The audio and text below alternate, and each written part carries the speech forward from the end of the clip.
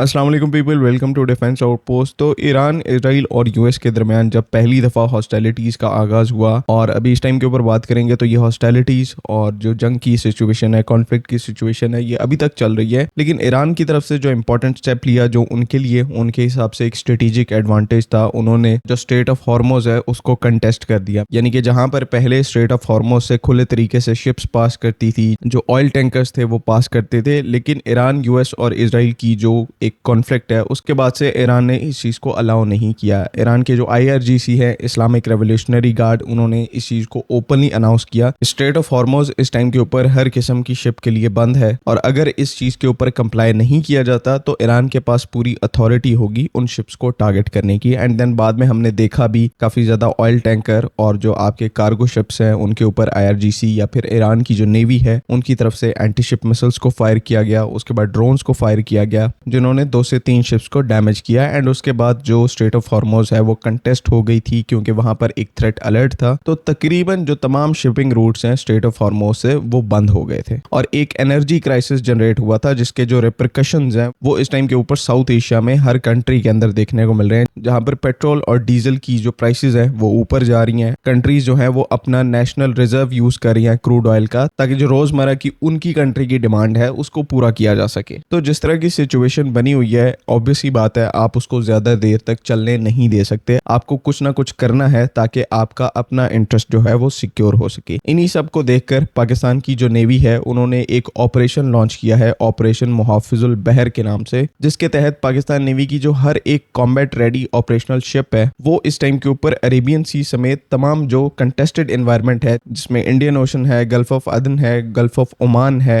And state of Hormuz के नीर जो सारा एरिया है, वहां पर जो पाकिस्तान की सी लाइन ऑफ कम्युनिकेशन है, सी लाइन ऑफ ट्रेड है, उसको सिक्योर करने के लिए हमारी जो कॉम्बैट रेडी शिप्स हैं उनको डिप्लॉय किया गया है, जो कि पाकिस्तानी ओरिजिन की या फिर जो शिप्स पाकिस्तान को आ रही हैं या फिर पाकिस्तान से जा रही हैं उनको एस्कॉर्ट कर रहे हैं एयर डिफेंस डोमेन के अंदर। और इसी कॉन्टेक्स्ट में पाकिस्तान नेवी की तरफ से कुछ फोटोज को भी इस टाइम के ऊपर पब्लिश किया गया है, जहां पर तुगरिल क्लास के जो पाकिस्तान नेवी के फ्रिगेट्स हैं, एयर डिफेंस फ्रिगेट्स हैं, उनकी तरफ से पाकिस्तानी ओरिजिन के जो ऑयल टैंकर्स हैं उनको एस्कॉर्ट किया जा रहा है। बिकॉज इस टाइम के ऊपर उस पूरे रीजन में स्पेशली जो ऑयल टैंकर्स हैं या फिर ऑयल कैरिंग वेसल्स हैं उनको एक ग्रेव थ्रेट है। नॉन स्टेट एलिमेंट्स उस पूरे रीजन में अगर सबसे ज्यादा किसी शिप को टारगेट करते हैं तो वो ऑयल टैंकर्स होते हैं। बिकॉज ऑब्वियसली इस टाइम के ऊपर एक हॉट कमोडिटी है तो ऑयल टैंकर्स यहाँ पर प्राइमरी टारगेट बन जाते हैं। ऐसे में पाकिस्तान से जो ऑयल टैंकर आ रहे हैं, पाकिस्तान से जो जा रहे हैं, उनको प्रोटेक्ट करना यहाँ पर मोस्ट क्रूशल टास्क है। एंड ऐसे टास्क के लिए फिर हमारे जो मोस्ट पावरफुल फ्रिगेट्स हैं तुगरिल क्लास के, तुगरिल क्लास का आपको पता है कि पाकिस्तान नेवी में ऐसे फ्रिगेट्स हैं जिनकी जो एयर डिफेंस कैपेबिलिटीज है वो सबसे ज्यादा एक्सेप्शनल है। मतलब कि कोई और शिप पाकिस्तान की सर्विस में तुगरिल क्लास की जो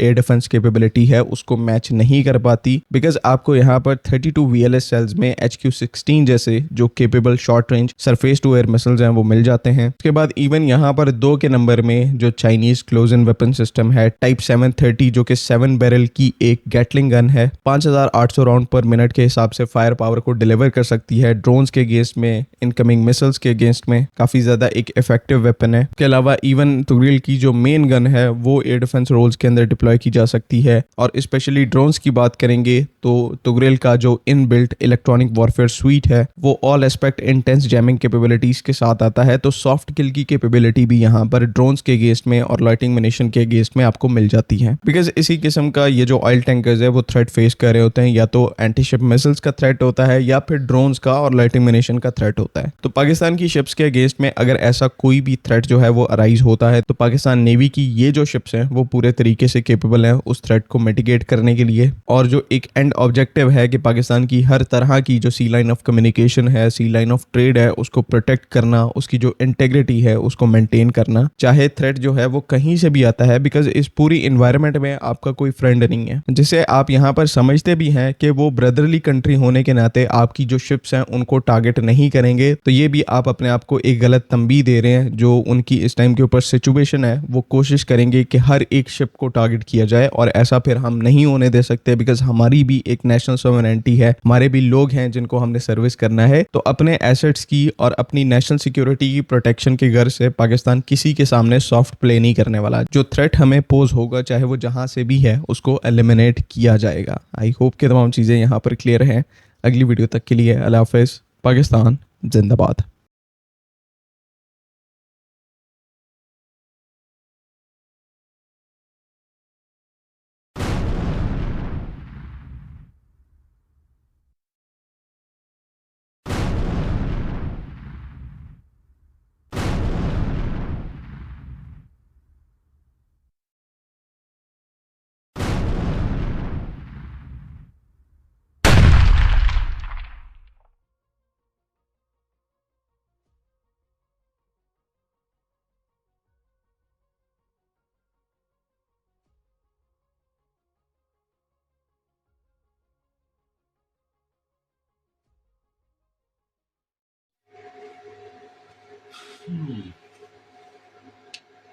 स्लो का kana Badara kana mana ngili chota na shida speed kefka.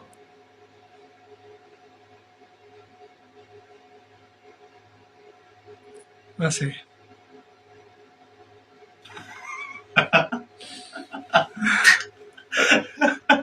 Yo da पड़ता da biana ga गाड़ी te रोकनी मेरे da खाड़ो लंदे जा समरा स्पीड की सी कैसा